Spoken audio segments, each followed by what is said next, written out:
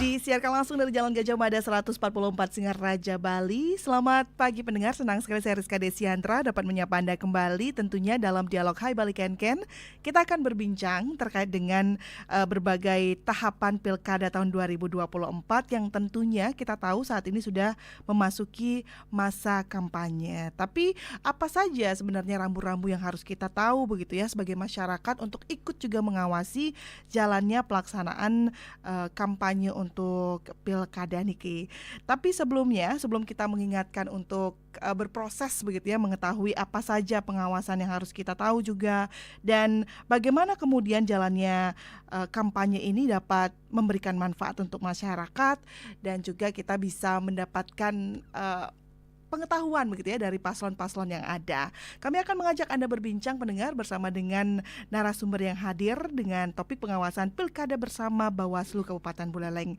Ada Pak Anggota Bawaslu, Pak Ganes, tentunya sudah tidak asing lagi Bapak Gede Ganesa, STP. Om Swastiastu Bapak. Om Swastiastu, selamat pagi, luar biasa sekali ya. Terima kasih sudah hadir sebelumnya di tengah kesibukan yang luar biasa dan nanti kita juga akan melihat bagaimana dari perspektif penyiaran ya, tentunya lembaga penyiaran yang ada di Kabupaten Buleleng dan di Provinsi Bali. Kita akan berbincang bersama dengan Ketua KPI di Provinsi Bali, Bapak Igede Agus Astapo. Om Swastiastu Bapak. Om Swastiastu, Mbak Rizka dan pendengar dimanapun berada. Terima kasih kami dari KPID, Komisi Penyiaran Indonesia Daerah Bali bersama Bawaslu kembali menyapa pendengar dan luar biasa kesempatan hari ini kami dari Denpasar jauh-jauh harus menyapa pendengar. Terima kasih atas kesempatannya. Ya tentunya kami ucapkan terima kasih sudah hadir Bapak. Perjalanan kurang lebih 2 jam ya Pak? Iya betul. Aman sepanjang perjalanan sudah terlihat beberapa APK begitu ya Pak untuk kampanye. Iya betul, ada APK. Nah ini yang kita akan bicarakan hari ini kan. Iya. Ini boleh apa enggak? Ini kok gede sekali, ini kok kecil sekali. Nah ini kok di sini. Nah itu yang kita akan bicarakan hari ini. Terima kasih atas kesempatannya nih. Baik, terima kasih juga untuk pendengar yang sudah bergabung. Nanti kita akan undang juga untuk Anda beratensi pendengar ya, bisa menyampaikan apa yang ingin Anda sampaikan di masa-masa kampanye ini untuk ikut serta mengawasi.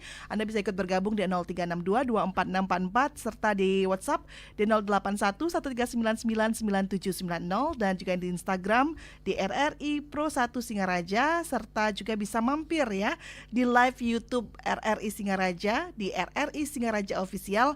Anda bisa langsung menyematkan komentar Anda, nanti kita akan bacakan satu persatu dan akan langsung ditanggapi oleh narasumber yang hadir. Pertama saya mau ke Pak Ganes dulu. Siap Mbak Rizka. Pak Ganes, seperti yang kita tahu saat ini kan proses kampanye, masa kampanye sudah dimulai begitu ya. Betul. Terus sampai kapan untuk masa kampanye ini dan bagaimana mekanisme kampanye untuk Pilkada 2024 ini? Baik, terima kasih Mbak Rizka. Terima kasih juga Pak Agus dari KPID Bali ya telah melibatkan Bawaslu Kabupaten Buleleng untuk hari ini bisa sharing tentang program pengawasan yang kami lakukan khususnya dalam Pilkada di Kabupaten Buleleng. Dan memang hari ini kita telah memasuki tahapan kampanye ya dan mungkin sebentar lagi selesai, tinggal 20 hari lagi mungkin ya. Dari hari ini nanti sampai tanggal 23 November selesai masa kampanye. Dan memang kalau kita lihat hasil pengawasan kami sudah lebih dari 100 kegiatan kampanye yang ada ya. Dan bahkan kan kampanye tidak hanya berupa kegiatan tatap muka dari pasangan calon, tetapi juga ada metode lain seperti pemasangan alat peraga dan pembagian bahan kampanye. Nah memang kita lihat sekarang para paslon sudah cukup banyak memasang alat peraga kampanye di berbagai tempat, baik di zona-zona yang telah ditentukan oleh KPU di masing-masing desa. Dan memang kami sendiri sudah melakukan pengawasan. Kami bahkan sudah merekomendasi lebih dari 1.000 alat peraga kampanye ataupun alat peraga sosialisasi yang telah dipasang oleh paslon, baik bupati dan juga gubernur, dan sudah ditertibkan bersama dengan pemerintah daerah. Kalau tugas kami di Bawaslu kan fokusnya melakukan pendataan ya, mana-mana saja yang melanggar, terus kami rekomendasi ke KPU. Nanti KPU sesuai dengan PKPU bekerja sama dengan pemerintah daerah, dalam hal ini dengan Satpol PP untuk melakukan penertiban. Nah memang dari hasil pengawasan juga setelah kami turunkan masih ada lagi yang memasang yang baru ya. Dan tentu kami terus mencatat alat-alat peraga tersebut untuk nanti kami rekomendasi kembali jika memang ada pelanggaran, misalnya berkaitan dengan tidak sesuai dengan zona Ya. ataupun tidak sesuai dengan desain dan ukuran yang telah disepakati oleh paslon dan KPU, itu juga bisa kami rekomendasi.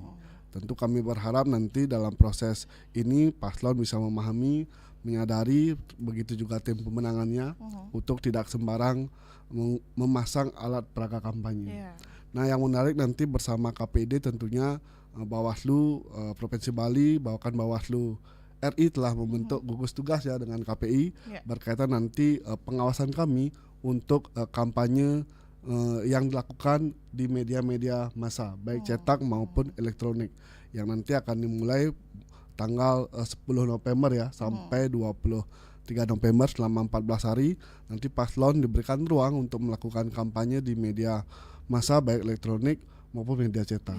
Nah, itu sedang kami proses lakukan pembahasan bersama teman-teman seperti apa strategi pengawasan yang bisa kita lakukan, dan itu nanti juga berkolaborasi dengan KPID seperti itu. Baik, nah ini menarik, kemudian saya mau ke Pak Agus. Pak Agus, kalau kita lihat sekarang kan memanfaatkan kampanye ini bukan hanya tatap muka seperti yang disampaikan Pak Ganes begitu ya.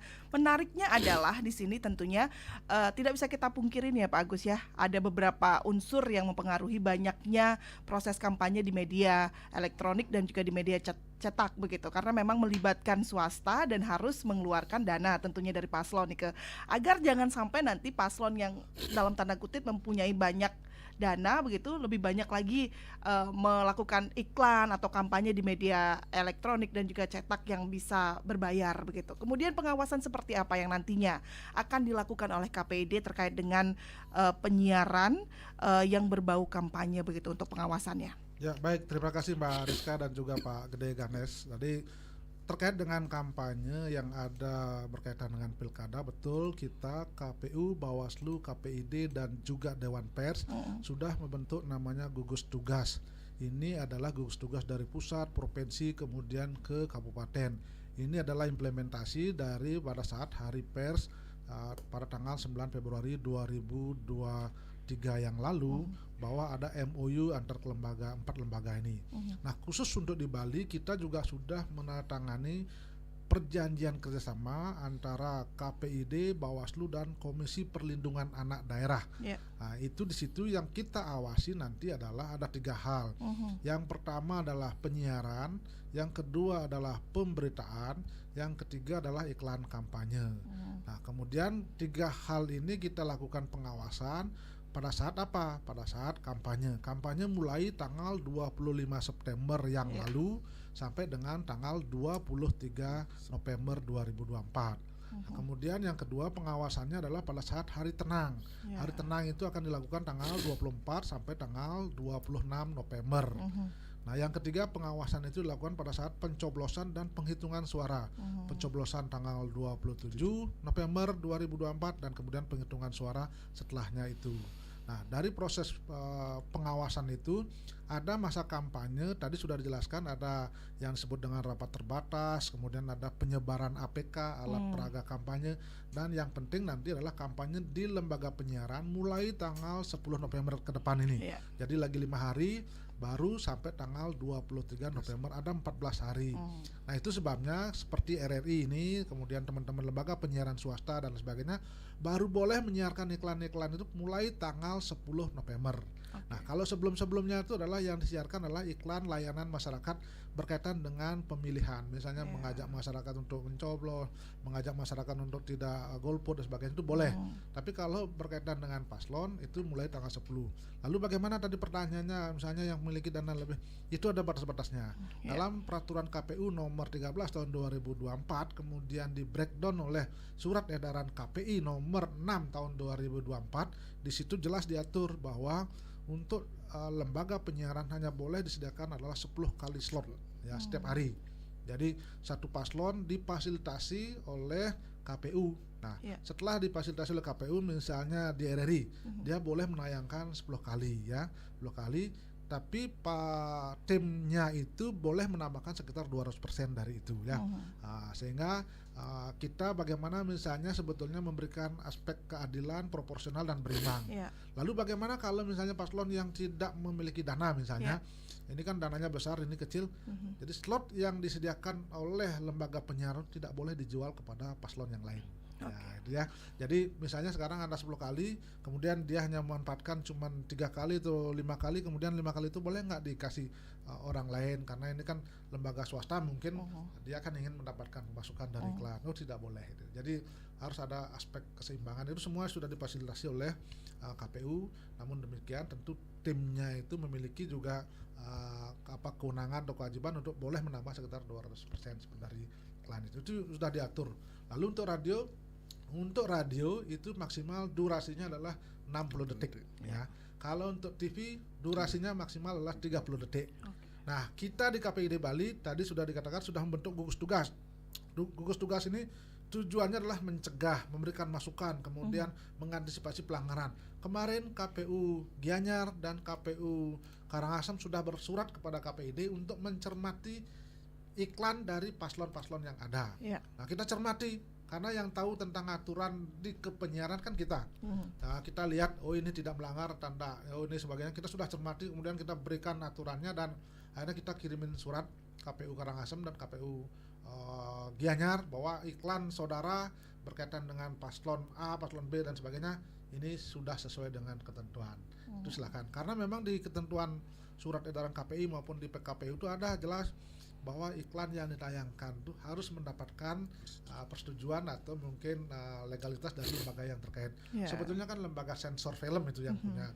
Tapi karena adanya gugus tugas ini, KPI juga memiliki kewenangan itu. Jadi misalnya kalau sekarang RRI Singaraja nanti menayangkan iklan dari paslon, biasanya kita sudah memberikan semacam rekomendasi bahwa paslon ini iklannya cocok.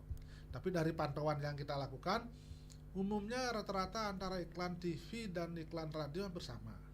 Hanya ada satu calon yang saya lihat di Karangasem kemarin, untuk radio beda dengan di TV. Radio kan 29 detik dia pakai, maksimal sampai 30 detik. Kemudian di radio dia sekitar 59 detik. Nah, jadi lewat dari itu, ini penting sekali. Satu detiknya lewat, orang udah bisa protes itu loh. Ini antisipasi, tolong Mbak Ariska dan teman-teman di RRI, nanti sebelum itu kalau nggak yakin sampaikan. Oh ini kira-kira Pak kok yakin iklan-iklan boleh nggak konsultasi sama kita, karena tujuan kita di lembaga penyiaran kan agar jangan ada protes ya. Nah, lalu pertanyaan berikutnya ketika ini ada nggak yang sudah menayangkan? Nah kita sebelumnya sempat waktu Pileg dan Pilpres yang lalu ada yang begitu lembaga kita di penyiaran, makanya saya terus sekarang sosialisasi seperti ini dengan Bawaslu agar mengantisipasi jangan ada kejadian seperti yang Pileg dan Pilpres lalu. Itu dia mencuri start kampanye di radio, menayangkan jauh sebelum kampanye di radio dibolehkan. Nah, ternyata kita tegur, kita panggil radio itu karena tidak tahu. Padahal kita di KPID sudah terus melakukan bintek sosialisasi, tolong ini, tolong ikuti dan sebagainya. Tapi karena mungkin tidak hadir dan sebagainya ya lupa. Nah, jadi artinya apa? Selain merugikan radio itu, merugikan juga calon itu. Calon itu kan protes ya, loh, nggak boleh saya ini, kenapa? Nah, dia nggak tahu juga. Jadi kalau yang menegur dari lembaga penyiaran tentu kita, kemudian kalau paslonnya yang melakukan pelanggaran dugaannya ditegur oleh Bawaslu seperti itu. Ya, baik. Dan ini perlu pengawasan bersama-sama juga ya Pak Agus ya, untuk melihat bagaimana prakteknya di lapangan begitu ya. Terutama juga mungkin sebelum saya ke Pak Ganes begitu ya, Pak Agus, bagaimana dengan misalnya kampanye implisit begitu. Jadi mereka berkampanye tapi tidak secara terang-terangan, misalnya melalui tulisan. Nah ini kan rentan terjadi, pengawasannya akan seperti apa Pak Agus? Ya, kalau kita ada beberapa yang contoh yang misalnya lagu, nyanyi kan, kita kadang-kadang cermati, oh ini kira-kira mengajak, sesungguhnya yang kampanye itu kan karena mengajak orang untuk mencoblos dirinya. Tapi ketika menyampaikan sosialisasi visi misi mungkin bukan kampanye istilahnya, kalau itu silakan perkenalan diri itu. Nah itu ada kategori-kategori, citra diri kemudian mengajak orang untuk mencoblos, itu sudah kategori kampanye. Itu kita lihat. Nah kita lembaga kita mengawasi dari TV radio. Tentu sekarang di medsos kan banyak sekali ada yang sudah mulai dan sebagainya, itu ranahnya dari Bawaslu karena memang ada peraturan Bawaslu yang mengawasi tentang media online dan sebagainya. Jadi sesungguhnya kita inilah tugas kita bersama-sama terus melakukan literasi agar janganlah kita coba-coba melakukan pelanggaran. Kita paham betul, mungkin budaya kita sering suka kalau bisa mencuri-curi pelanggaran, kalau tidak ditegur tidak apa-apa. Tapi ini pengawasan kita bersama lah ya. Jadi karena gini, kayak kemarin contoh saya sudah ada yang mendesak, Pak boleh dong tayangkan ini, kami punya iklan biar ini, kok media lain online kok boleh, kita kok belum ini sebagainya. Kita rugi dong, kita mestinya kan pilkada ini pesta untuk pemasukan iklan misalnya ya, tapi kok kita belum dapat, tolong dong ini. Oke, kalau misalnya saya ngasih, misalnya kita ngasih, tapi nanti didengar oleh paslon lain kan, loh itu kok boleh, saya rame jadinya. Ya, kita bilang sesuai dengan aturan saja sudah mulai tanggal 10 lakukan. Nanti setelah itu sampai tanggal 23 jangan curi-curi. Kita tidak boleh, kita yang sudah paham aturan malah kita melanggar, itu yang berbahaya itu. Iya, ini menarik adalah sesuai dengan aturan saja agar tidak gaduh begitu ya Pak Agus ya. Baik, saya mau kembali ke Pak Ganes. Pak Ganes, bagaimana dengan kampanye akbar? Apakah memang akan diadakan kampanye akbar itu untuk pilkada tahun ini? Memang definisi kampanye akbar sendiri lebih kalau di PKPU disebutnya di rapat umum ya. Memang ruang untuk melakukan kampanye rapat umum itu diberikan kepada paslon oleh KPU. Tetapi mungkin tidak semua paslon menggunakan kesempatan itu untuk melakukan kampanye akbar istilahnya ya. Karena memang dibatasi terkait dengan waktu pelaksanaan kegiatan, harinya. Kalau di Buleleng sendiri untuk kampanye rapat umum yang dapat menggunakan lapangan besar seperti itu memang diberikan di tanggal 21 dan 22 November nanti. Masing-masing paslon diberikan 1 kali kegiatan. Tapi kita belum melihat apakah nanti paslon memanfaatkan kegiatan itu untuk melakukan kampanye akbar atau sebagainya. Memang hari ini kalau kita lihat banyak kegiatan kampanye yang dimanfaatkan dalam bentuk kegiatan-kegiatan yang lebih sederhana ya, melalui tatap muka dengan istilah Balinya simakrame lah. Dengan menyasar kelompok-kelompok masyarakat yang lebih kecil. Tetapi untuk kampanye akbar sendiri dapat dilaksanakan dan sudah disediakan waktu oleh KPU nanti di tanggal 21 dan tanggal 22. Masing-masing paslon diberikan 1 kali kegiatan. Dan waktu kegiatannya pun dibatasi sampai pukul 18.00. Nah, untuk tempat sudah disediakan oleh KPU ada sekitar 6 lokasi tempat ya. Misalnya di lapangan Mayor Metra kalau di Kecamatan Buleleng, lalu ada lapangan Seririt. Nah, memang nanti diberikan kepada paslon untuk terserah mau menggunakan di mana. Nah, untuk dari segi pengawasan kami tentu akan melakukan pengawasan ya. Minimal dalam kegiatan kampanye akbar itu tidak melibatkan pihak-pihak yang dilarang. Misalnya perangkat desa, Perbekel, ASN, TNI Polri tidak dilibatkan dalam kegiatan kampanye tersebut.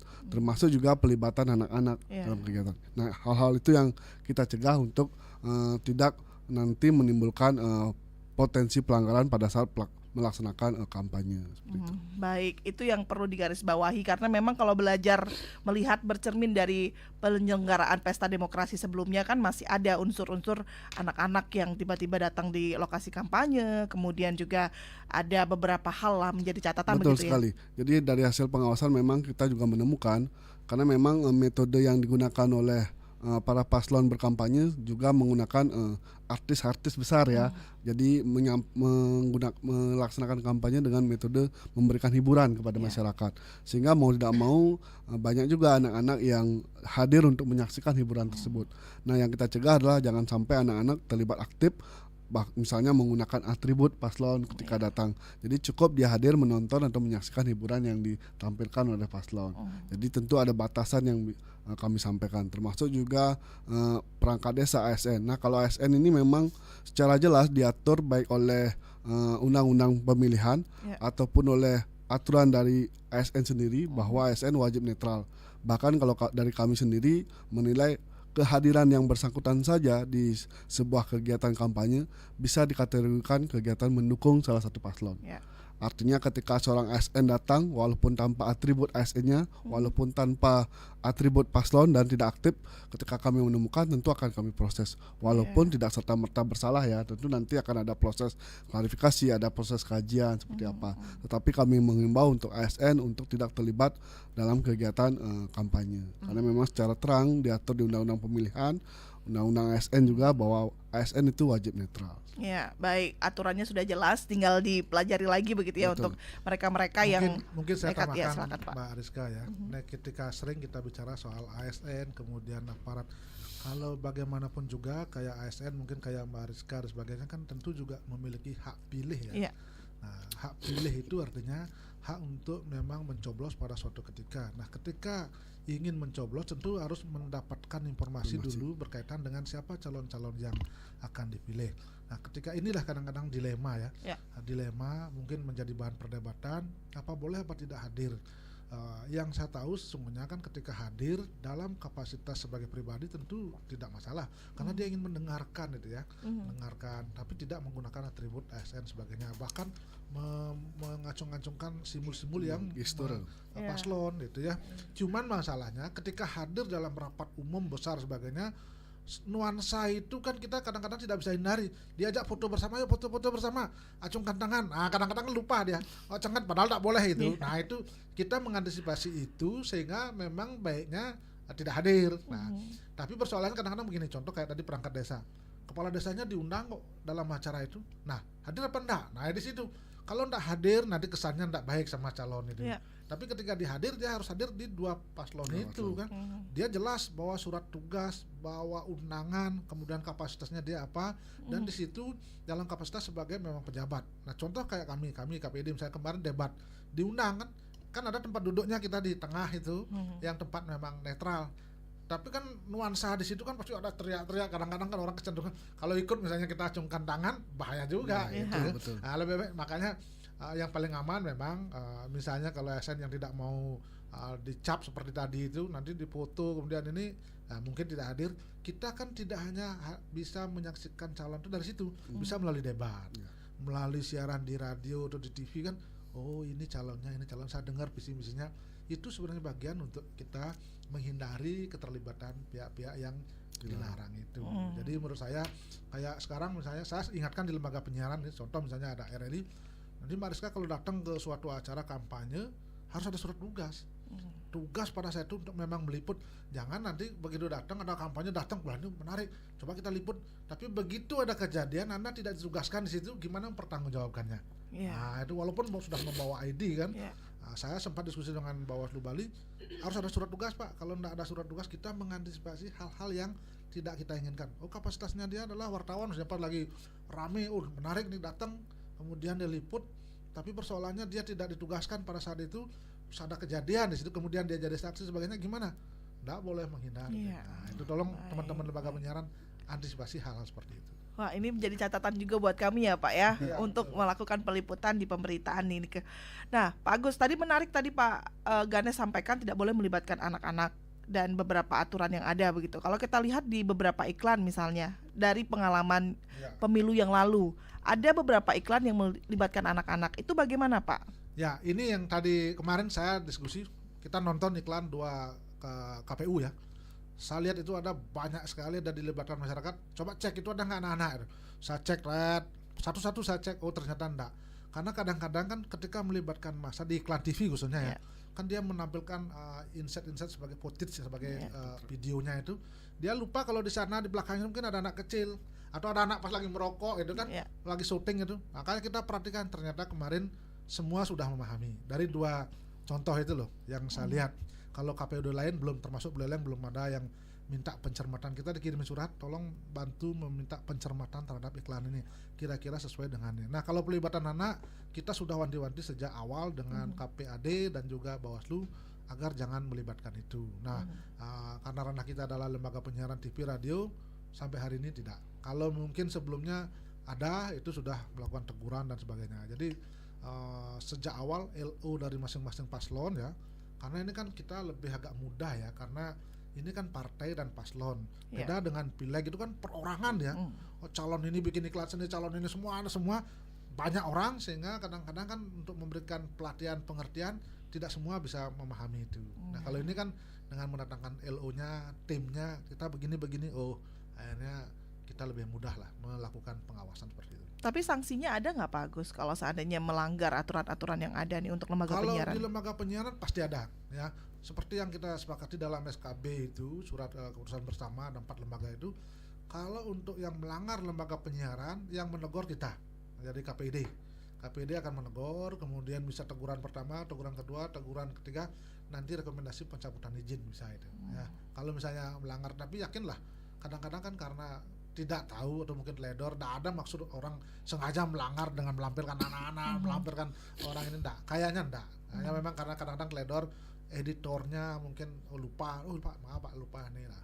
Contoh kayak kemarin saya dengar iklan di radio, karena cuman 60 detik dia coblos dong, hilang dia. Nomor berapa itu hilang, nah saya bilang, oh ini editornya kurang cerdas nih, mohon maaf itu misalnya. Mestinya kan itu coblos nomor kepotong dia karena lewat sudah gitu. Sehingga saya bilang ini perlu dilakukan kajian-kajian dan kita mengawasi bersama-sama. Iya, baik.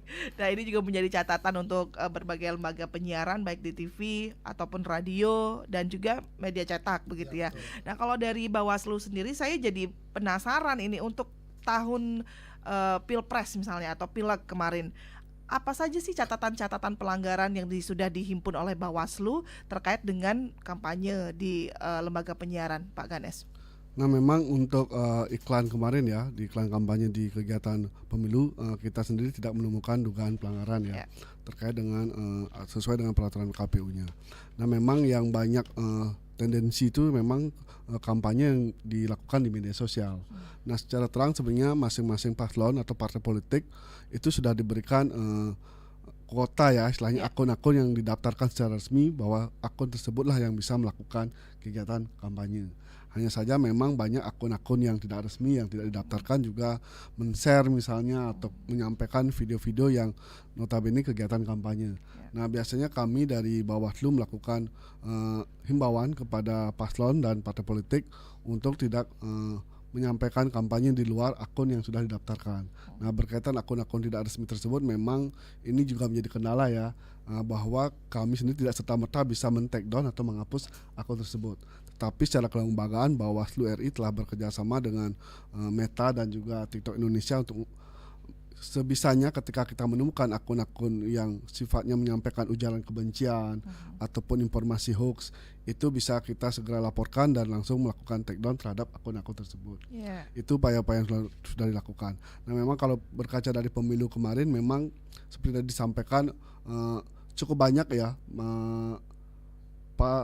peserta pemilu ya, baik itu partai politiknya maupun dari calon legislatifnya yang melakukan kampanye di media sosial. Tetapi untuk di media cetak dan media elektronik, fokus kami memang sudah melihat tidak ada yang melakukan dugaan pelanggaran. Hanya saja memang kemarin sempat ada radio yang menyiarkan lagu salah satu paslon, dan itu langsung kami menyampaikan himbauan. Termasuk juga di pilkada kali ini kami juga menemukan ada lagu-lagu yang memang identik dengan paslon, itu juga kami berikan himbauan karena memang dalam lagu tersebut ada penyampaian visi dan misi, artinya ada program kerja yang disampaikan, sehingga kami juga menganalisa dan memberikan himbauan untuk tidak disampaikan dan sebisanya mungkin disesuaikan lagunya dengan apakah cukup sebagai tadi disampaikan ada batasan-batasan tertentu dalam mensosialisasikan, jadi tidak dalam rangka melakukan kampanye karena yang dilarang kan kegiatan kampanye. Tentu kami juga tidak melarang paslon kalau mau berkegiatan, mau melakukan diskusi seperti besok ada kegiatan uji publik di Universitas Pendidikan Ganesha, itu kan tidak dilarang. Yang dilarang ketika yang bersangkutan melakukan kegiatan-kegiatan kampanye. Oke, baik. Itu untuk masyarakat sendiri jika ingin ikut mengawasi akan seperti apa mekanismenya Pak Ganes? Nah memang untuk kita sedang banyak mendorong pengawasan partisipatif. Upayanya untuk banyak melibatkan masyarakat turut serta untuk melakukan pengawasan karena ada kesadaran dari kami di Bawaslu dengan jumlah yang terbatas, misalnya di desa hanya ada 1 orang mengawasi cukup banyak masyarakat ya, pemilih dan juga paslon, sehingga peran masyarakat menjadi sangat penting karena marwahnya pilkada ini kan miliknya masyarakat. Kalau prosesnya berjalan baik, astungkara kita bisa menghasilkan pemimpin yang baik, maka penting peran serta masyarakat dalam ikut melakukan pengawasan. Nah kami juga sudah membuka ruang posko-posko aduan masyarakat berkaitan dengan ketika masyarakat menemukan dugaan pelanggaran. Nah kalau dulu banyak masyarakat takut nih, nanti kalau saya jadi pelapor nanti saya nggak disebut-sebut namanya, nanti saya nggak diintimidasi oleh pasangan calon atau tim pemenangannya. Nah hari ini kita melakukan metode yang namanya pemberi informasi awal. Jadi masyarakat tidak harus datang melapor ke kami, cukup memberikan informasi awal kepada seluruh pengawas baik di kabupaten sampai jajaran di tingkat desa. Jadi nanti dari informasi awal itulah kami akan melakukan penelusuran. Nanti temuan dan laporannya itu langsung diambil secara sepenuhnya oleh pengawas. Jadi pengawas yang nanti menjadi pelapor ketika menemukan dugaan pelanggaran tersebut. Masyarakat jadi hanya bisa cukup memberikan informasi awal. Karena memang ada kesadaran seperti itu ya, masyarakat pasti nanti saya kalau melapor nggak nanti berbahaya untuk diri saya. Tapi penting sebenarnya kesadaran masyarakat karena memang kan kita berharap tidak ada dugaan pelanggaran, tidak ada potensi pidana untuk masyarakat, sehingga penting masyarakat ikut bersama-sama bertanggung jawab untuk memastikan nanti pilkada ini berjalan dengan baik. Iya, lantas kalau untuk di lembaga penyiaran, untuk pelibatan masyarakat ini akan seperti apa Pak Agus? Ya, tentu kita sudah membuka kanal-kanal aduan baik di Facebook, di Instagram, di WA, di telepon semuanya. Yang penting adalah partisipasi aktif dari masyarakat ini sangat kita perlukan karena kita mengalami kendala masalah SDM sedikit, kemudian jangkauan juga. Cuman masalahnya adalah masyarakat tolong ketika mendapatkan dugaan pelanggaran itu jangan mengeksekusi sendiri ya. Kadang-kadang kan kita takut nanti ada dugaan, oh ini misalnya masang APK di daerah A, dia tidak setuju langsung dia turunkan dan sebagainya, sehingga yang punya baliho itu bisa protes, akhirnya persoalan pribadi jadinya itu ya. Jangan seperti itu. Kan kita ada beberapa contoh muncul misalnya di media sosial, karena tidak suka dipasangin APK dia robek atau dia bakar atau mungkin potong wajahnya orang, itu mungkin dia karena tidak suka tapi membuat calon lain tersinggung. Nah hal-hal seperti ini tolong salurkan kepada lembaga yang terkait. Kalau tidak salah, kalau misalnya contoh pemasangan APK di masing-masing tempat itu kan sudah ada ketentuannya ya. Ada simbol, ada diregistrasi oleh KPU, ada tanda-tandanya. Nah kalau ada APK alat peraga kampanye yang tidak sesuai atau tidak ada tandanya, berarti itu memang dianggap di luar ketentuan. Nah kalau di lembaga penyiaran juga sama ya, seperti tadi misalnya ada teguran, kira-kira ada radio yang dianggap diduga melanggar mendahului, biasanya itu rekamannya ada. Kemudian kita ya kayak tahun lalu waktu pileg ini kita diberikan rekamannya kemudian oleh Bawaslu Bali. Pak Ketua ini ada dugaan begini, kira-kira gimana, tolong dicermati. Akhirnya kita cermati dan memang betul jadwalnya mendahului, sehingga kita panggil pihak radio dan juga pihak Bawaslu, kita bekerja sama, kita langsung menandatangani berita acara pada saat itu. Jadi agar tidak melakukan hal yang sama lagi. Nah ini untuk yang sekarang Astongkare belum ada laporan ya, karena saya sudah wanti-wanti dengan Pak Ketua Bawaslu dan jajaran, kalau ada begitu tolong laporkan kepada kami dulu. Nah, jadi memang kewenangannya kan tidak, Bawaslu tidak menegur langsung ke radio misalnya, tolong ini enggak. Nah, Bawaslu pasti menyampaikan kepada KPI, nanti KPI akan ngomong kepada radio. Jadi ranahnya sudah jelas, masing-masing sudah punya kewenangannya. Ya tapi yang paling rentan Pak Agus kalau dari pengalaman-pengalaman sebelumnya itu paling rentan itu media apa sih dijadikan sebagai salah satu objek untuk bisa berkampanye dalam tanda kutip tidak proporsional? Yang paling rentan itu kan jelas media sosial ya. Nah, itu tanggung jawabnya adalah ke pribadi atau individu. Itu adalah undang-undang ITE, undang-undang transaksi elektronik, kemudian juga undang-undang pemilu. Sehingga tanggung jawab itu banyak di situ. Tadi dikatakan oleh Bawaslu, itu kan ranahnya adalah ada peraturan Bawaslu untuk mengawasi itu. Namun bagaimana dengan akun-akun yang sifatnya bodong? Kan banyak itu ya, kita tahulah yang seperti itu.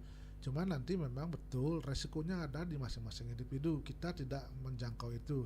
Dan saya sebenarnya berharap kampanye itu oke lah, mungkin mengangkat calonnya boleh, menurunkan atau mungkin membuat calon lain tidak bagus itu, tapi jangan melakukan black campaign atau kampanye hitam seperti itu ya, apalagi menyangkut pribadi. Kadang-kadang kita berpikir kita dibawakan keras sekali, bla bla bla. Begitu nanti selesai pilkada, teman-teman yang jadi calonnya duduk bersama, ketawa-ketawa, kemudian bergabung bersama. Kita kan jadi masalah di bawah ini kan. Kita sudah musuhan dengan saudara, dengan tetangga, tapi mereka ternyata baik-baik saja kok. Nah, itu kita harus lihat itu bahwa pemilu ini hanya untuk kepentingan memilih pemimpin. Jangan menjadikan kita di bawah jadi perang saudara, perang ini, karena kita keras-kerasan. Saya akui itu ya. Kalau namanya tim sukses misalnya saling perang sebagainya, kadang-kadang ke persoalan pribadi jadinya. Pasti itu kan, oh ini dia tidak mendukung ini. Tapi ternyata begitu lihat, loh mereka kok gabung di atas, kita kok tidak dapat apa-apa nih, kenapa kita? Ya, jangan sampai begitulah. Kita harus cerdas-cerdas. Oh kalau memang tidak suka, tidak setuju, tidak usah milih ini. Tapi kalau suka ini, jangan menjelekkan orang lain. Itu aja. Baik, pendengar kami juga undang Anda untuk ikut beratensi bagaimana pandangan Anda dan tanggapan Anda terkait dengan penyelenggaraan Pilkada tahun 2024 ini untuk pengawasan kampanyenya, baik di media penyiaran di elektronik kemudian cetak, dan juga di media sosial misalnya. Mungkin Anda juga mempunyai kekhawatiran yang sama terkait dengan itu. Kami undang Anda untuk beratensi di 0362 24644, dan juga di WhatsApp kami. Jangan lupa juga Anda bisa menyematkan pesan Anda. Nanti kami akan WhatsApp call di 081 13999 9790, dan juga Anda bisa menyematkan komentar Anda di RRI Singaraja Official di live YouTube RRI Singaraja. Kami akan kembali setelah jeda, tetaplah bersama kami di Dialog Hai Bali Ken-Ken. Malam Om. Ya, ada apa malam-malam kesini kamu? Om, saya mau ngelamar anak Om. Oh gitu. Ya boleh. Tapi saya mau tanya terlebih dahulu sama Iya. kamu. Tuh, Iya Om. nama siapa? Nama saya Tinggal di mana? Aslinya mana? Kerjamu apa? Aduh. Bibit, Aduh. bebet, bobotnya gimana? Aduh, saya bingung Om. Kok udah aduh bingung? Kamu jawab aja bingung. Nggak jelas kamu ini. Hah? Itu kan sudah jelas bebet, bobotnya apa? Kalau gitu saya pulang dulu Om. Loh, kok malah pulang? Woi. Gak jelas kok nyalon. Makanya kenali calon pemimpin Anda sebelum memilih, agar tidak salah pilih.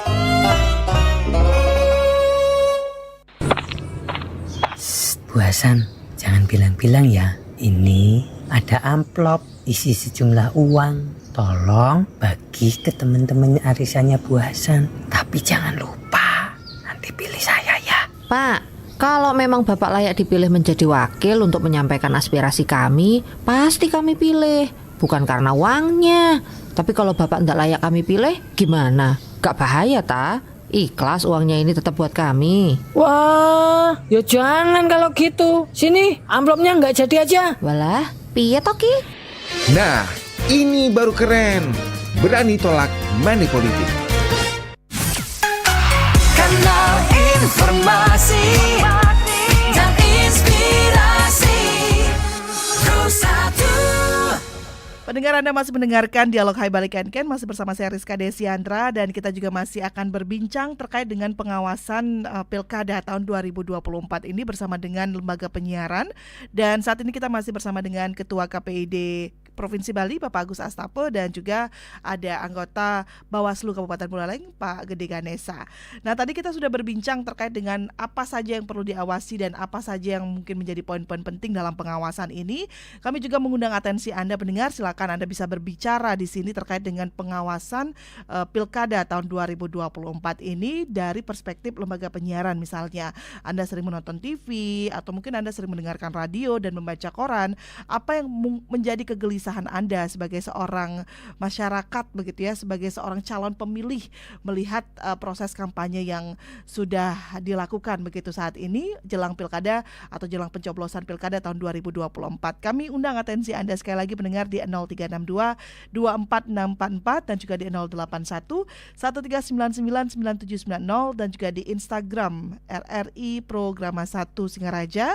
Di YouTube juga, di live YouTube Anda bisa ikut langsung berkomentar di RRI Singaraja Official. Kita ke YouTube dulu, ada yang bergabung juga tadi. Ada Pak Agus yang mengatakan semoga Pilkada 2024 mendatang ini berjalan aman dan damai. Terima kasih ya untuk Pak Agus untuk atensinya. Di WhatsApp juga ada beberapa masyarakat yang sudah ikut bergabung. Terima kasih sekali untuk atensi Anda. Ada Ibu Resmi, selamat pagi RRI, selamat pagi Pak Agus, salam kenal, dan juga selamat pagi untuk Pak Ganes dari Bawaslu. Saya ingin bertanya untuk proses kampanye di TV-TV itu, apakah boleh masyarakat langsung mengomentarinya di TV tersebut? Terima kasih, karena saya sering sekali melihat ada beberapa iklan-iklan di TV yang mengganggu tayangan yang sedang saya tonton. Baik, terima kasih Ibu Resmi ya. Dan kemudian juga ada pendengar lainnya, ada Pak Putu Arsane yang ada di Tiga Wase juga ingin bertanya ini terkait dengan pengawasan kampanye pada saat proses pencoblosan. Apakah masih boleh dilakukan kampanye? Karena banyak calon-calon yang mendatangi saya untuk tetap melakukan proses mendukung ya pada saat proses di pencoblosan maksudnya Niki. Apakah itu bisa saya laporkan atau tidak karena sudah mengganggu kenyamanan saya bersama dengan keluarga. Terima kasih. Baik, terima kasih Bapak Putu. Sudah ada 2 orang penelpon yang dua orang pendengar yang sudah mengirimkan WhatsApp-nya. Kita akan tanggapi dulu dari Ibu Resmi tadi untuk tayangan kampanye yang beberapa kali beliau tonton, yang akhirnya mengganggu tayangan yang sedang dia tonton. Itu bagaimana Pak Agus? Ya, tentu ketika misalnya ada hal yang dianggap tidak pas, silahkan dilaporkan. Kan masing-masing televisi atau mungkin radio memiliki channel-channel tertentu atau nomor telepon yang bisa dihubungi. Semua kok sangat terbuka ya lembaga penyiaran kita ini.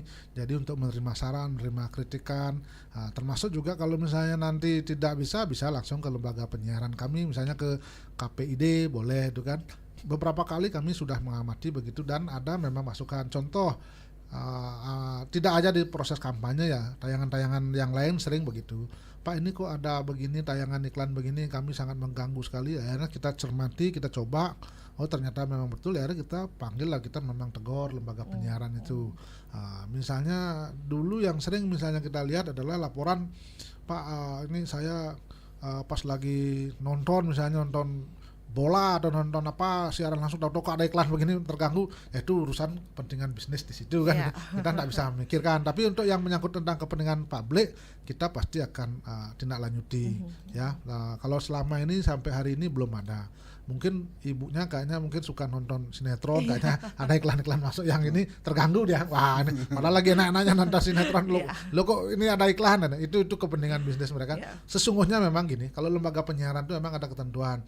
Iklan itu harus misalnya 10% dari total jumlah iklan yang ada di lembaga penyiaran itu yang memang sifatnya iklan sosial. Tapi dari sekian itu tidak semua harus iklan komersial. Itu ya. Ada kadang-kadang kan sekarang tayangan-tayangan TV misalnya ada sinetron diselipi iklan-iklan, itu sebetulnya kan sedang jadi perdebatan di KPI. Ini kok kategori iklan apa kategori sinetron, padahal untuk menyiasati itu kadang-kadang mereka masuk ke iklan sinetron itu sedang lagi perdebatan dan mudah-mudahan tidak mengganggu dan masyarakat. Yang poinnya adalah kalau merasa terganggu silahkan laporkan ya. Tapi kadang-kadang ada juga yang seneng gitu. Nah, contoh paling real begini ya. Misalnya ada siaran sepak bola langsung ini, kayak pas jam 6 kan ada Trisandya tuh. Tek potong dengan Trisandya gitu. Nah, yang suka nonton bola, loh kok ada Trisandya, gimana kok tahu-tahu udah gol. Nah, itu. Tapi yang suka memang betul-betul taat Trisandya karena dia berdasarkan ini, dia jam 6 harus Trisandya, kalau enggak denger itu dia enggak tahu kalau udah jam 6. Itu juga harus aspirasi, itu kita harus terima. Orang memang jamnya memang jam Trisandya, ya harus Trisandya gitu. Masalah nanti gol dulu apa masuk ya gimana lagi, memang kondisinya kita di Bali, kalau tidak kita yang menghormati siapa lagi. Itu yang sering jadi perdebatan kita di TV seperti itu. Iya, baik. Terima kasih Bu Resmi sudah ditanggapi oleh Pak Agus Astape langsung. Tadi juga disampaikan bahwa memang itu adalah memang ada juga beberapa kepentingan bisnis di sana begitu ya Pak Agus ya. Tidak semerta-merta itu menjadi pengawasan dari KPID. Tapi kalau memang sudah ada yang mengganggu ketentraman masyarakat berkaitan dengan kampanye, bisa langsung dilaporkan. Kita mau ke Pak Ganes. Nah, Pak Ganes ini bagaimana nih pada saat misalnya ada masyarakat yang dicari langsung begitu ya untuk bisa memberikan dukungan, dan itu sudah mengganggu untuk keluarganya karena dicari ke rumah langsung seperti yang disampaikan Pak Putu Arsana, itu bagaimana mekanismenya Pak? Baik, terima kasih Pak Putu ya sudah ikut sharing juga berkaitan dengan kampanye di hari H. Memang secara jelas kan disampaikan bahwa kampanye hanya bisa dilakukan sampai nanti tanggal 23 November sesuai dengan jadwal yang ditentukan oleh KPU. Nanti selanjutnya ada masa tenang di tanggal 24, 25, 26, lalu di 27 pencoblosan. Jadi jelas di masa tenang pun tidak boleh melakukan kegiatan-kegiatan kampanye. Apalagi nanti di hari H ya. Jadi wajib nanti di hari H itu tidak ada satupun bahan kampanye atau alat peraga kampanye yang masih tertempel atau terpasang. Jadi di masa tenang itu semua yang berkaitan dengan pasangan calon wajib diturunkan atau dibersihkan. Jadi sudah tidak ada lagi kegiatan kampanye di masa tenang, termasuk juga di hari pencoblosan. Nah, berkaitan dengan metode yang dilakukan oleh paslon atau tim pemenangan yang juga suka datang ya, sehingga kita sering kenal dengan istilah serangan fajar. Jadi banyak memang metode yang dilakukan, salah satunya dengan serangan fajar, dengan yang identik dengan kegiatan money politik dalam rangka menggait pemilih, karena memang asumsinya nanti yang paling pagilah yang datang yang mungkin dipilih dibanding yang sebelum-sebelumnya yang sudah berkampanye, sudah menyampaikan apa programnya. Itu memang menjadi istilahnya metode yang banyak digunakan oleh pasangan calon. Tetapi kami tentu berupaya mencegah ya untuk tidak dilakukan hal tersebut, khususnya money politik. Karena hari ini berbeda dengan pemilu kemarin. Jika pemilu kemarin yang bisa dipidana karena money politik adalah tim pemenangan atau sederhananya pemberi. Nah hari ini tidak hanya pemberi yang dapat dipidana, bahkan orang yang menerima money politik itu pun dapat dipidana. Sehingga perlu kehati-hatian dari masyarakat ketika menerima kunjungan atau kedatangan dari tim pemenangan. Jangan sampai nanti karena tidak suka sesama tetangga saling melaporkan, diduga ini menerima sesuatu karena kunjungan dari pasangan calon, padahal mungkin kunjungannya niatnya baik karena menyambut beraya kan kalau istilah kita di Bali atau di Hindu, tetapi dikategorikan itu ada upaya serangan fajar, sehingga sangat mungkin dilaporkan dan berpotensi jika benar ada money politik. Money politik kan tidak hanya memberikan uang ya, tetapi materi lainnya. Jadi barang apapun diberikan dengan tujuan menggunakan hak pilih, memilih atau tidak memilih, itu bisa dikategorikan money politik. Jadi perlu kehati-hatian. Nah nanti seperti Pak Putu jika menemukan hal tersebut, tentu nanti dapat menyampaikan. Menyampaikan tadi sudah kami sampaikan, kami membuka posko-posko aduan yang baik di desa maupun nanti di kabupaten. Ketika memang menemukan dugaan pelanggaran, terlebih ada money politik yang mengganggu, itu bisa disampaikan. Nanti Bawaslu akan menelusuri. Karena memang kalau dugaan money politik ini pidananya cukup serius ya. Jadi pidana penjara 36 bulan sampai 72 bulan, lalu ada pidana dendanya juga 200 juta sampai 1 miliar. Tentu kita perlu hati-hati dan memastikan diri jangan sampai terlibat money politik dalam pilkada nanti. Oke, nah ini perlu kehati-hatian karena bukan hanya yang memberi yang akan dipidana, kita yang menerima entah Betul. kita memilih atau tidak itu akan tetap mendapatkan pidana Pak Ganes ya. Betul, jadi secara terang di undang-undang di pasal 187A itu memang penerima dan pemberi dapat dikenakan pidana. Walaupun nanti tentu tidak serta-merta, tentu ada proses yang dilakukan oleh Bawaslu bersama nanti Sentra Gakumdu, ada kejaksaan dan kepolisian.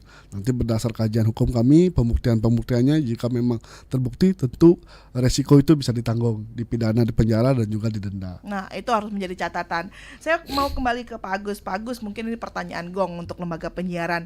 Masyarakat juga pasti sudah tahu begitu. Kita sudah melihat praktek-prakteknya di baik di media nasional ataupun di Provinsi Bali. Ada kata-kata yang mengatakan wah media ini pasti paslon ini, wah media ini pasti paslon ini. Itu kan kita tidak bisa menutup mata ya Pak Agus ya.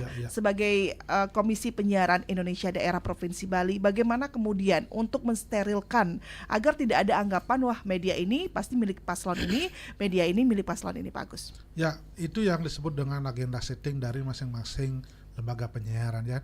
Bagaimanapun juga kita kan ada 4 kategori lembaga penyiaran. Yang pertama adalah lembaga penyiaran publik LPP seperti TVRI, RRI. Ini tentu harus memang mengedepankan tentang nasionalisme, kemudian NKRI dan juga memang pembangunan kita karena dibiayai oleh APBN. Yang kedua adalah lembaga penyiaran swasta. Nah ini murni swasta.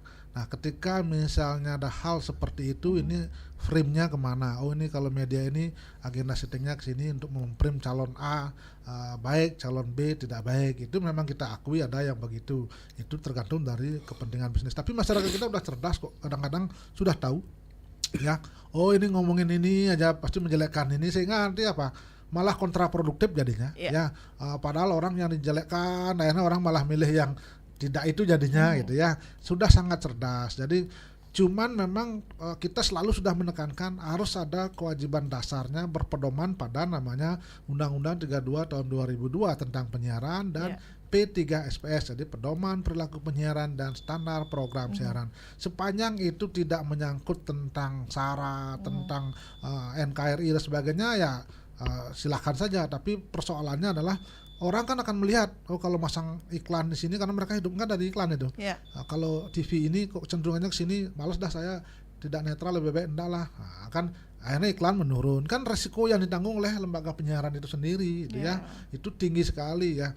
Sehingga teman-teman perlu berpikir bagaimana kalau misalnya nanti itu menjadi persoalan akibat karena keberpihakan gitu ya. Tapi dari KPI, kemudian dari Dewan Pers, dari organisasi wartawan selalu sudah mengingatkan kita harus independen, netral, memberikan porsi yang sama. Kalau di Bali menurut saya sampai saat ini belum ada yang seperti itu. Ya, kita harapkan semoga agar terus seperti ini ya Pak Agus ya. Ya. Kita sapa pendengar, ada yang bergabung di 24644. Selamat pagi RRI. Selamat pagi RRI. Iya, dengan Bapak siapa ini Pak? Pak Ketut Maliarti Bondalam. Pak Ketut Maliase di Bondalam. Silakan Pak Ketut, ada yang ingin disampaikan Pak? Singkat saja Pak. Om Swastiastu, Pak Putua KPU dan Enes. Siapa, Bu? Luar biasa sekali apa yang dipaparkan tadi oleh Pak Agus bersama juga Pak Kanes tentang bagaimana pengawasan untuk penyiaran yang berkaitan dengan pilkada. Apresiasi positif sekali. Sesuai dengan Pak Putu Agus Astatu. Iya, silakan Pak. Aste 8 Pak pengawasan. Nah, saya harapkan Pak Putu satu pengawasannya supaya menimbulkan aman. Pak pertama pengawasan A pertama aman. Karena pilkada luar biasa merupakan pesta demokrasi bagi kita. Kemudian yang kedua, pengawasan Pak Putu harus adil. Yang ketiga, pengawasan Pak Putu itu harus ampuh. Ketiga itu. Pengawasan yang keempat adalah andal. Baik. Kemudian kelimanya supaya Pak Putu itu ajam. Baik. Apa pengawasan yang kelima, yang keenam ada ajian itu aji ilmu pengetahuan atau pengantar-pengantar yang dapat mendidik masyarakat. Baik. Kemudian saya berjalan antar. Kemudian akuntabel. Itu saya cari dari nama Pak Agus AT8 Pak pengawasan A. Nah, lagi belakang. Luar biasa sekali Bapak. Apalagi Bapak Ganes. Bapak Ganes. Iya, baik. Dan disebut dengan bergabung di dalam penyiaran ini, tetapi beliaunya adalah bertugas untuk pengawasan juga. Sampai namanya Ganesha itu adil. Ganesha itu lindung. Ganesha itu luar biasa. Pokoknya kita bahwa apresiasi dari penjelasan Pak Putu Agus dan Pak Ganes tadi yang apresiasi positif. Mudah-mudahan pelaksanaan pilkada berjalan sesuai dengan tadi, aman, adil, ampuh, andal, ajak pengetahuan, antar akuntabel. Iya, baik Pak Maliase, terima kasih, kami sudah mendapatkan poin yang ingin Bapak sampaikan ya. Luar biasa sekali ini singkatan namanya ini ya, bisa berpartisipasi juga berkontribusi dalam kampanye dan pengamanan pengawasan untuk pilkada ini. Terima kasih Pak Maliase di Bondalam, nanti akan ditanggapi singkat. Kita akan bacakan satu pertanyaan di WhatsApp ini dari Pak Gede Sentosa. Pertanyaan untuk Bawaslu Pemilu. Bawaslu untuk Pilkada tahun 2024. Mohon diberikan penjelasan yang tegas untuk klien adat dan perbekal. Apakah boleh mereka mendeklarasikan dukungan kepada salah satu calon gubernur atau bupati? Kalau tidak boleh, bagaimana sanksi yang akan diberikan jika mereka melanggar? Wah, terima kasih sekali untuk atensi luar biasa, karena waktu kita sudah mendekati pukul 10 ya. Nanti mungkin kita akan buka lagi sesi perbincangan ini di kesempatan yang berbeda tentunya bersama dengan KPID dan juga Bawaslu. Kita ke Pak Agus Astape, bisa ditanggapi mungkin terkait dengan apa yang disampaikan Pak Maliase di Bondalam. Maliase luar biasa Pak Ketut ya, di Bondalam itu pemahaman dan ilmunya luar biasa. Jadi terima kasih. Jadi yang penting tidak saja bisa diandalkan kepada lembaga penyelenggara pemilu. Jadi sukses tidaknya pilkada tidak kepada lembaga penyelenggara pemilu yang di KPU, Bawaslu dan DKPP, tetapi juga semua stakeholder. Jadi masyarakat, kemudian paslon dan tim kampanye dan sebagainya, semua harus berpartisipasi. Kalau kita memang ingin menciptakan pemilu yang bersih, bermartabat dan luber, ayo kita sama-sama mengawasi bersama-sama. Jadi awasi itu dengan cara ada hal-hal yang dianggap janggal, dianggap tidak pas, silahkan bisa dilaporkan. Paling tidak ini pemilu ini adalah untuk 5 tahun sekali, jangan hanya karena perbedaan pendapat, perbedaan politik kita jadi bermusuhan. Jadi betul saya setuju dengan omongan Pak Ketut Maliase, kita bersama-sama untuk mengawasi jalannya pilkada ini. Luar biasa. Terima kasih untuk Pak Maliase. Kita langsung ke Pak Gede Sentosa. Pak Ganes bisa ditanggapi, Pak? Baik, terima kasih Pak Ketut tadi sudah atas apresiasinya. Lanjut ke Pak Gede Sentosa berkaitan dengan perbekal atau kepala desa. Ini memang secara terang dilarang ya, baik di Undang-Undang Pemilihan maupun di Undang-Undang Desa. Jadi memang perbekal dilarang terlibat aktif dalam kegiatan politik praktis. Tetapi memang kita akui bahwa hari ini banyak juga tadi disampaikan juga oleh Pak Agus bahwa perbekal kan memang ketika ada kampanye di wilayahnya itu dapat hadir untuk memastikan bahwa ada kondusivitas di wilayahnya. Tetapi yang kita sampaikan pada perbekal yang hadir untuk tidak aktif melakukan kegiatan kampanye. Jadi cukup ikut bersama-sama mengawasi bersama kami untuk memastikan di wilayahnya itu tidak ada dugaan pelanggaran dan berjalan dengan aman. Itu tentu kami sudah sampaikan, bahkan perbekal sudah juga menyampaikan ikrar ya bersama-sama kemarin bahwa mereka menjaga netralitasnya. Nah, untuk Kelian Adat ini memang menarik ya, banyak pertanyaan berkaitan dengan kehadiran Kelian Adat ataupun bendesa dan berbagai nama lainnya ya sesuai dengan masing-masing desa adat. Nah, di peraturan daerah nomor 4 tahun 2019 tentang desa adat sudah diatur ya program tugas dan kewenangan dari desa adat maupun dari prajuru desa. Jadi prajuru desa ini wajib menjaga kondusivitasnya, memastikan di wilayahnya itu berjalan tidak ada istilahnya yang tidak aman. Jadi memang nanti berkaitan dengan sanksi jika Kelian Adat, karena memang di undang-undang kan tidak diatur ya berkaitan dengan Kelian Adat. Kelian Adat ini hanya diatur di peraturan daerah untuk ikut bersama-sama menjaga kondusivitas di wilayahnya. Jika nanti memang akibat dari perbuatannya tersebut menimbulkan ketidakkondusivitas di wilayahnya, itu bisa nanti disanksi lewat awi-awi yang ada di desa. Jadi tergantung nanti awi-awi di desanya apakah memang mengatur berkaitan dengan politik praktis dari desa Kelian Desa atau tidak. Tetapi kami tetap mengimbau bagaimana Kelian Desa sebagai orang tua yang ada di desa ikut bersama-sama menjaga kondusivitas. Jangan sampai atas kedudukannya menimbulkan suasana yang tidak kondusif di desanya. Tapi kalau untuk perbekal secara terang tidak boleh terlibat dalam politik praktis. Terima kasih Pak Ganes atas tanggapannya dan terima kasih juga untuk pendengar yang sudah beratensi. Sebelumnya kita ucapkan terima kasih banyak untuk atensinya. Tidak bisa kami jawab dulu ya Pak ya, karena memang waktu sudah mendekati pukul 10 waktu Indonesia Tengah. Tapi sebelum kita tutup, kita akan dengarkan closing statement dari kedua narasumber kita.